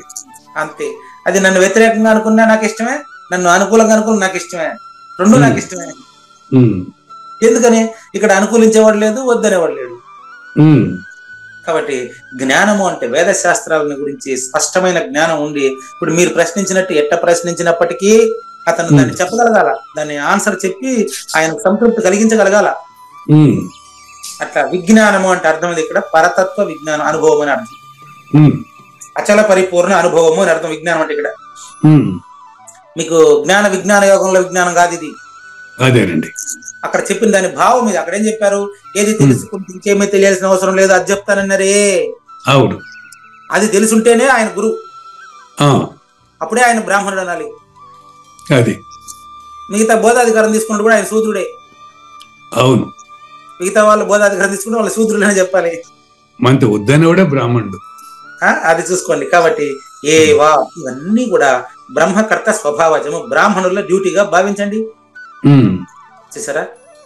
దీని సంక్షిప్త భావం శమము, దమము, తపము, శౌచము, క్షాంతి, ఆర్జవము, ఆస్తిక్యము, జ్ఞానము ఇవి నిత్య కృత్యములుగా అతనికి అలవాటు అయిపోయి ఉండాలి. ఒక కుక్క, ఒక కోతి, ఒక జంతువు, ఒక ఎద్దు, ఒక ఆవు, ఒక పిల్లి మనం మచ్చిక చేసుకున్న తర్వాత మనసు ఎలా తిరుగుతుందో అతని శరీరం కూడా అతని కంట్రోల్లో ఖచ్చితంగా ఉంటుంది. ఈ టైంకి నిద్ర, ఈ టైంకి ఆహారం, ఈ టైంకి కరెక్ట్ గా స్పష్టంగా పాటిస్తూ ఉంటాడు. అటువంటి స్వభావం కలిగినటువంటి ఆ యొక్క వ్యక్తిని బ్రాహ్మణుడు అని మనం చెప్పొచ్చు. మరి అటువంటి లక్షణాలని గురించి మరి మనకి ఇంకా 8 నిమిషాల్లో ఎంత చెప్తారో చూద్దాం జ్ఞానేశ్వర్లు. చూడండి, సమస్త ఇంద్రియ వ్యవహారములను తన చేతిలో ఉంచుకొని ఉంటాడు, అంటే తన కంట్రోల్లో ఉంటది. ఏకాంత భావంతో ధర్మపత్ని వలె ఆత్మతత్వంతో కలిసి ఉండినట్టు శాంత స్థితి బుద్ధికి లభించుటయే శమం. చూసారా? ఇందాక మీరు బాగా చెప్పారు గురుగారు. ఇప్పుడు మనో నిగ్రహం ఉంటే ఇంద్రియ నిగ్రహం ఆటోమేటిక్ వస్తుంది కదా, అన్ని వచ్చేస్తాయి. Very good. దీని శమం దమం అనేది మీరు ఇందాక అన్నమాట కరెక్ట్. శమము ఉన్నప్పుడు దమం ఇంకా అనేది అసలు అవసరమే ఉండదు. అదే ఉంటది. శమం మనో నిగ్రహంలో అన్ని వచ్చేస్తాయి. అమనస్కమే పరిపూర్ణత తండ్రి. అదే అంటున్నా, దమమిక అనేది దానికి అది అర్ధరహితం. కాబట్టి మంచివి సక్రమమైనవి అవి కర్మలన్నీ కూడా ఈ శమము వల్లే ప్రారంభమవుతుంది. అంటే అర్థం ఏంటి? ఇంద్రియ నిగ్రహం ఉన్నప్పుడు చెడ్డ పని స్టార్టే చేయడు. ఇంద్రియ నిగ్రహం ఉండి మనో నిగ్రహం రావడం కాదు, మనో నిగ్రహం ఉంటే ఇంద్రియ నిగ్రహం ఆటోమేటిక్ వస్తుంది. ఇట్టి కర్మల్లో దమ అనే పేరు గల రెండవ గుణము శమమునకు సహాయపడుతుంది, వ్యతిరేకించదు. ఇంద్రియాలు ఆయన మాట ఉంటాయి. ఆత్మానం రజనం విద్ధి శరీరం రథమేవతు ఇంద్రియాని హయాన్యాహు మనః ప్రగ్రహమేవచ. మనసు కళ్ళెము, ఇంద్రియాలు గుర్రాలు. అది కళ్ళెం చెప్పినట్టు గుర్రం వింటుందా? గుర్రం చెప్పినట్టు కళ్ళెం వింటుందా? కళ్ళెం చెప్పినట్టు గుర్రం వినాలి. That is Kathopanishad. కఠోపనిషత్ అది. కళ్ళెం చెప్పినట్టు గుర్రం వింటది. అవును. అది కొంబు ఆడినప్పుడు కోత ఇది వాడు కట్టెతో సైగ చేసినట్టంతా కోతి ఆడుతుంది. ఎందుకు? ట్రైనింగ్ అయిపోయింది. అవును. కోతికి ట్రైనింగ్ ఇచ్చేసాడు. అవునండి. వాడు కట్టె ఎట్ట సైగ చూపిస్తే అట్ట ఆడుతుంది. అవును. అట్లా అతను ఆల్రెడీ పరిపూర్ణత సాధించిన తర్వాత ఇంద్రియాలు అతనికి అనుకూలంగా నడవకుండా సస్తాయా? అవును. ఇందువల్ల స్వధర్మాచరణ పూర్వము సమస్త వ్యవహారములు జరుగును. ఇక్కడ చూడండి ఎంత క్లారిటీ ఉంది.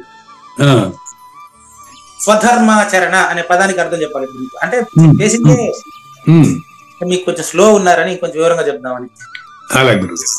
స్వధర్మాచరణ అంటే ఒక ఆయన మటన్ కొట్టు, అంటే ఇరుకతే తెరుగులైతే కూడా ఒక ఆయన వచ్చినాడు. ఆ ఇరుకతే తెరుగులైతే ఉన్న ఆయన సహోదరుడు మాంసం షాప్ అంట, ధర్మవ్యాధుడు వలె. అయినా అతను సమస్త యావదాస్తి ఈ పరిపూర్ణ ప్రబోధకి వెచ్చించినట్టు విన్నాం మొన్న వాళ్ళు వచ్చినప్పుడు. ధర్మవ్యాధుడు అంటే ఇరుకతే తెరుగులై గారు శాకాహారం, ఆయన సహోదరుడు ఇద్దరు ఒకే గురు శిష్యులే కానీ ఆయన మటన్ కొట్ట చేసి అమ్మేవాడట. అతని వృత్తి కటిక వృత్తి, ఇతని వృత్తి ఇది టెక్స్టైల్స్ బట్టల వ్యాపారం. ఎరుకాతే ఎరుకుల ఇది బట్టల వ్యాపారం, ఆయన కటిక వృత్తి. ఇద్దరు దాన్ని వదిలేసి దీంట్లో ఉన్నారు ఇప్పుడు.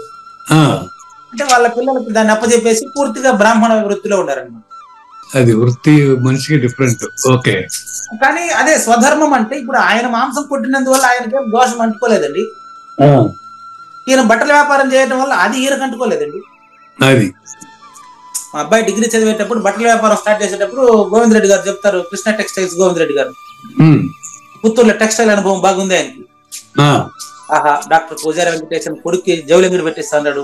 ఇంకా పరిపూర్ణ బోధకు దూరం అయిపోయినాడు. ఇంకా పుస్తకమే చూడలేడు, శ్లోకమే చెప్పలేడు, ఇంక దీంట్లో రాలేడు. జౌలింగుడు అంటే ఆయన తెలియదు ఇంతవరకు అంటా ఉండే. నేను ఒకే రోజు కూర్చోలే అంగిట్లో. వాడొక్కడే కలకత్తా వరకు పోయి కంప్లీట్ చేసుకుని అంగడి కూడా అమ్మేసి అయిపోయింది, ఉద్యోగం కూడా వచ్చేసింది, అయిపోయింది. అంటే జౌలింగుడు కొడుకు పెట్టించినంత మాత్రం నేను ఎట్లా అటాచ్ అవుతా దానికి? నా పని, నా వృత్తి స్వధర్మం. అంటే నేను మీకు చెప్పేది పరిపూర్ణ బోధనే కాదండి, నా స్వధర్మం పిల్లలకు పాఠం చెప్పడం అండి. జౌలి వ్యాపారమా కాదు. నా వ్యాపారం అంతా పిల్లోడి మానసిక వ్యాపారం నాది. అది ఓకే ఓకే, అది బాగుంది. ఉద్యోగం చేసే పక్కనే కాపురం ఉండడం, పిల్లవాడికి పాఠం చెప్పడం నా వృత్తి, నా స్వధర్మం అది. అదేట మాంతాను. అవును గురుగారు, క్లియర్. ఈ రోజు నాకు పరిపూర్ణ బోధ 10 మంది నాకు జై కొడుతున్నారని చెప్పి ఊర్లో లీవ్ పెట్టేసి ఎట్ట తిరుగుతాను నేను? నాకున్న సెలవులు మాత్రం నేను ఉపయోగిస్తా. అనారోగ్యం పాడు లేదా ఏదైనా ముఖ్యమైనటువంటి కార్యక్రమాలు ఉంటే దానిలోనే నేను ప్రవర్తిస్తాను తప్ప స్వధర్మాచరణ సమస్త వ్యవహారంలో పరిపూర్ణతగానే జరుగుతుంది. కాబట్టి ఇట్టి కర్మల్లో తపస్సు అనే పేరు గల మూడవ గుణం ఆటోమేటిక్ కనిపిస్తుంది వాటికి. నేను సభల్లోకి ప్రతిరోజు పోయేసి కృష్ణప్రభువు నా ఉద్యోగం చేసుకుంటాడు అంటే ఎట్లా అది కుదురుతుంది? శివరామ దీక్షలు స్కూల్లో పరిపాలన చేస్తాడా? లేదు. అది ఎట్లా కుదురుతుంది అది? అవును. కాబట్టి ఒక తల్లి తన బిడ్డలకు తన పాత్రలు కడిగేది, ఇల్లు ఊడ్చేది పక్కన పెట్టి గుళ్ళో పూజ చేస్తే ఆ తల్లిని తల్లి అనరు, అది ఆడదా గాడిదా అని అడుగుతారు ఎవరైనా కూడా. అట్లా స్వధర్మము అంటే అర్థం ఏంటంటే అతను ఏ వృత్తిలో ఉన్నప్పటికీ అతను పరిపూర్ణుడుగా జీవిస్తూ తన ధర్మాన్ని పాటించాలి. అవునండి. తన ధర్మాన్ని పాటిస్తూ పరిపూర్ణుడుగా జీవించాలి. అందులో సామ్యం కనపడాలి. అదే తపస్సు. బాగుందండి, క్లియర్. దీని వలన చిత్తము ఈశ్వర విషయంలో ఏకనిష్టత కూడి ఉంటుంది. ఏక భక్తి విశిష్యతే. ఇప్పుడు ప్రసవించిన స్త్రీ ఉండేటువంటి గదిలో 6వ రోజు రాత్రి దీపం ఆరిపోకుండా పూర్తి అయిన జాగ్రత్త వహించు రీతిన.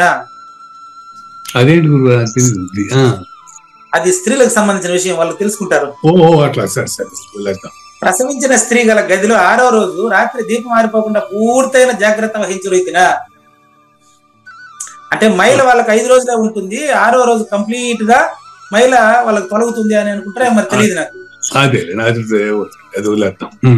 లేదండి, నిరంతరము జాగ్రత్త అయి ఉంటుంది. చాలా మంది అడిగారు నన్ను, ఇంటి దూరం అయినప్పుడు భగవద్గీత చదవచ్చా చదవకూడదు అని. మైండ్ లో ఉండేదాన్ని ఎట్లా చూసేస్తారమ్మా? మనసులో ఉండేదాన్ని ఎట్లా చూసేస్తారు మీరు? లేదు. కాబట్టి ఈ యొక్క బ్రాహ్మణుడు ఎలా ప్రవర్తించాలనే విషయాలపైన మరిన్ని విశేషాలు మనం తర్వాత ఎపిసోడ్ లో చర్చిద్దామండి. లేనిది లేదు లేదు, ఉన్నది లేకపోవుట లేదయ్యా, ఈ గొప్ప మర్మమంతా నీ వలన తేటగా తెలిసెనయ్యా. శమధమాదులు తపమును, శౌచము ఓర్పును, సరళత్వము, జ్ఞానము విజ్ఞానము, బ్రాహ్మణుల స్వభావ కర్మలయ్యా. శ్రీకృష్ణుని పలుకును సూటిగా తలపల మునిరత్నమే, శ్రీమించిన భావమై సద్గురువు చెప్పకనే చెప్పెను గదా. సద్గురు అర్పణ. మంగళం అమ్మ కానండి. జయ మంగళం నిత్య శుభమంగళం, జయతు జయ మంగళం మహోత్సవ మంగళం.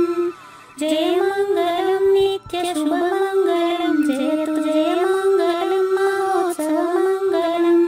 శ్రీమించున చలంబు సూచించినటువంటి దక్షిణామూర్తికి దండమిడుతూ, శ్రీమించున చలంబు సూచించినటువంటి దక్షిణామూర్తికి దండమిడుతూ, శ్రీ మహావిష్ణువు సూర్య భగవానుడు యాజ్ఞవల్కి జనక రాజ ఋషికి. జయ మంగళం నిత్య శుభమంగళం, జయతు జయ మంగళం మహోత్సవ మంగళం. అయం వ్యర్థ బాహ్యకోపి నభవతి అనే సుఖయోగి సాందీపరుసుల వరుస. అయం వ్యర్థ బాహ్యకోపి నభవతి అనే సుఖయోగి సాందీపరుసుల వరుస. దీనినే శ్రీకృష్ణ పరమాత్మ వద్దనే ఎరిగరిగిన ఉద్ధవార్జునులకు. జయమంగళం నిత్య శుభమంగళం జయతు జయమంగళం మహోత్సవమంగళం. శ్రీ అల్లమా ప్రభు బసవేశ్వరుండును బ్రహ్మానంద రామానంద స్వామి. శ్రీ అల్లమా ప్రభు బసవేశ్వరుండును బ్రహ్మానంద రామానంద స్వామి. నవరసాలు లిఖించు నాట్యమయూరిగా గీతను మలచిన జ్ఞానేశ్వరులకు. జయమంగళం నిత్య శుభమంగళం జయతు జయమంగళం మహోత్సవమంగళం. కబీరు దాసుడు సహజానంద గురుడు రామావధూతయురాజితముగా. కబీరు దాసుడు సహజానంద గురుడు రామావధూతయురాజితముగా. అంబికా శివయోగి శ్రీవేమన నిరంజన వెంకయ్య తిరువెంగళార్యులకును. జయమంగళం నిత్య శుభమంగళం జయతు జయమంగళం మహోత్సవమంగళం. శ్రీ బృహద్వాశిష్ట సిద్ధాంతమును చేసి జనన మరణ భ్రాంతి జడుపు బాపి. శ్రీ బృహద్వాశిష్ట సిద్ధాంతమును చేసి జనన మరణ భ్రాంతి జడుపు బాపి. అచల సాంప్రదాయమవనిలో నెలకొలిపి అందించినట్టి శివరాములకును. జయమంగళం నిత్య శుభమంగళం జయతు జయమంగళం మహోత్సవమంగళం. మెప్పైన బోధల తిప్పలు బాపిన అప్పయ్య మంత్రియు అచల గురులు. మెప్పైన బోధల తిప్పలు బాపిన అప్పయ్య మంత్రియు అచల గురులు. పరశురామ సీతారామ స్వామి ప్రభులు నరసింహయోగి గురువర్యులకును. జయమంగళం నిత్య శుభమంగళం జయతు జయమంగళం మహోత్సవమంగళం. కంద కందార్థముల నందించి బృందముకు రంది పాపిన కృష్ణ ప్రభువునకును. కంద కందార్థముల నందించి బృందముకు రంది బాపిన కృష్ణ ప్రభువునకును. పలుకులా కందనిది పరబయలు ఇది అని పలికిన ఫీల్కాన లక్ష్మణునకు. జయమంగళం నిత్య శుభమంగళం జయతు జయమంగళం మహోత్సవమంగళం. ఫీల్కాన లక్ష్మణుల ప్రియ శిష్యవర్యుండు అవధూతయని పేరావనియందు. ఫీల్కాన లక్ష్మణుల ప్రియ శిష్యవర్యుండు అవధూతయని పేరావనియందు. పాఠాలు నేర్పించి పీఠాలు ఏర్పరచి శంఖబాపిన వెంకటేశ్వర అవధూతకు. జయమంగళం నిత్య శుభమంగళం జయతు జయమంగళం మహోత్సవమంగళం. బట్టబయలున ఎరుక పుట్టనే లేదని బాలాజీ సింగు ఈ కీలు తెలిపే. బట్టబయలున ఎరుక పుట్టనే లేదని బాలాజీ సింగు ఈ కీలు తెలిపే. మూలమూలేనట్టు ఎరుకేమి లేదని తెలియజెప్పిన మునిరత్నమార్యులకును. జయమంగళం నిత్య శుభమంగళం జయతు జయమంగళం మహోత్సవమంగళం. నరస్వప్నము వంటి సురస్వప్నమిది అని పరిపూర్ణ దర్శినిని ప్రకటపరచి. నరస్వప్నము వంటి సురస్వప్నమిది అని పరిపూర్ణ దర్శినిని ప్రకటపరచి. సహజాచల రాజయోగి సద్గురు కృపచే సాంప్రదాయక గురుల సరసనా జేరే. జయమంగళం నిత్య శుభమంగళం జయతు జయమంగళం మహోత్సవమంగళం. నిష్కల్మషానంద నిజ గురుని శిష్యుండు లింగమూర్తి లిపిని పొందుపరచి. నిష్కల్మషానంద నిజ గురుని శిష్యుండు లింగమూర్తి లిపిని పొందుపరచి. కార్వేటి నగరము పురవాసుడైనట్టి పూజారి వెంకటేశునకంకితం బిది. జయమంగళం నిత్య శుభమంగళం జయతు జయమంగళం మహోత్సవమంగళం జయమంగళం నిత్య శుభమంగళం జయతు జయమంగళం మహోత్సవమంగళం. జై సద్గురు ప్రభు మహారాజ్ కి జై. జై గురుదేవ్ అండి. శ్రోతలందరి తరపున వెంకటేశ్వర గురువు గారు ధన్యవాదాలు చెప్తూ శాంతి మంత్రం. పూర్ణమద పూర్ణమిదం పూర్ణాత్ పూర్ణముదచ్యతే పూర్ణస్య పూర్ణమాదాయ పూర్ణమేవ అవశిష్యతే. ఓం తత్సత్. ఓం శాంతి శాంతి శాంతి. హరి ఓం. న తద్భాసయతే సూర్యో న శశాంకో న పావకః యద్గత్వా న నివర్తంతే తద్ధామ పరమం మమ.